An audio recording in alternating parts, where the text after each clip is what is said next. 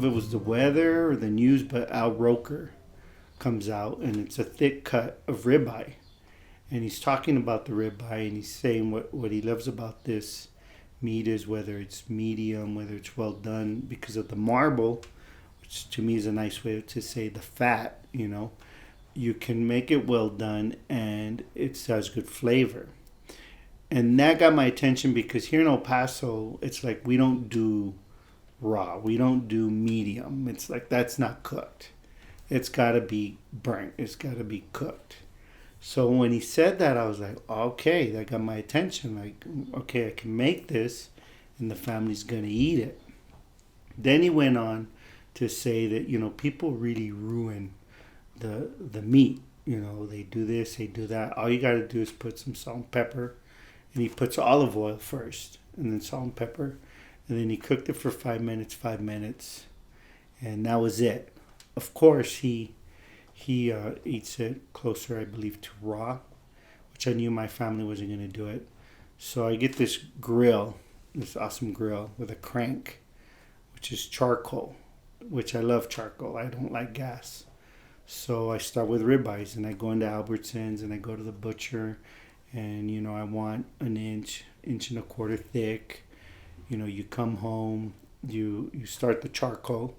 And while the charcoal starts, I would put the olive oil on the ribeye, and then I cheated a little bit. I didn't use salt and pepper. I went to Great American Land and Cattle, and I used their seasoning, and I was very generous with it, and a crust, if you will, of the seasoning, and then I put it in the fridge. I'd go out, and when the colds, were ready, is when I took it out, and I knew I was good at it because my daughters, who we didn't grow up eating steak, my what do you call her? My ex-wife, my wife at the time, they ate meat.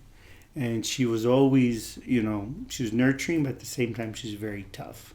And if she didn't like it, she could tell you this is lousy. And she loved the ribeye. And then my dog was a beagle who, like Snoopy, did whatever he wanted. But when I started the grill, when I was going to make ribeye, he just sat by the grill. And I was like, yeah, because this is good stuff. And the dog sat there the whole time, and he waited for his little piece. And he would not move. I would put it on the ground, and he knew he didn't move until I said, good dog, and he could have it. My daughters, who had been able to go to cattlemen's and stuff, and me too, would be like, Dad, I guess like I would tell my mother, like, you make the best fish sticks in the world. They'd be like, Dad, like, this is better than cattlemen's. And I'm like, that's a smart kid right there. Like, that's right. I'm gonna buy you a car when you're older or something, right?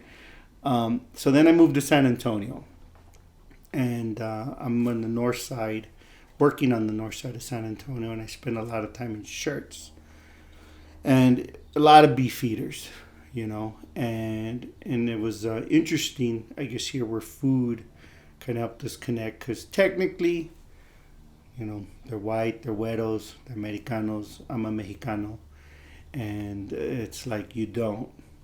San Antonio is beautiful a city as it is, to me, is quietly segregated.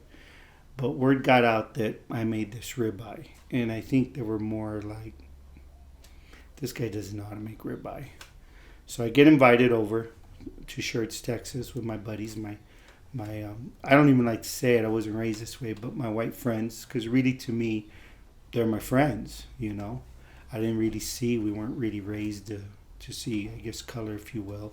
You're not blind, but I didn't see him that way. But I could tell they were like, this guy from El Paso, like he's gonna make the ribeye, he's gonna make the steak, and you could tell they were like he's gonna ruin it. So, anyways, we go. HEB's big over there, so we go to the HEB, and same thing, inch and a half, same process. They're watching me. I'm timing it on the iPhone. And when they cut into it, it was like, whoa, like this guy can make a ribeye. And if you will, that helped me get more into the group, because I was the one who made the ribeye from that day on. And even though it's Great American Land and Cattle seasoning, it got dubbed, Saul even though over there, like New Orleans, they'd call me Saul. It got dubbed Saul's Rub, you know. And that was also something very special.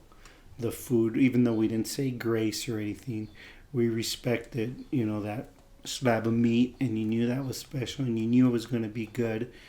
And I guess that was maybe a little closer to community because it was a big deal. We were all there. We were in sales. We're all there, and we're going to play water volleyball till we couldn't swim anymore. And, you know, we were going to, you know, probably drink till we couldn't swim anymore. And we were also going to eat, and we were going to eat very well. And it was the ribeye, you know. Maybe we'll make that for you. I'm a little out of practice. I don't have a grill. But maybe we'll do that. Yeah. And that's it. Maybe a baked potato. All I did was the ribeye. You know, I don't know how to cook or do anything else. Cooking wise.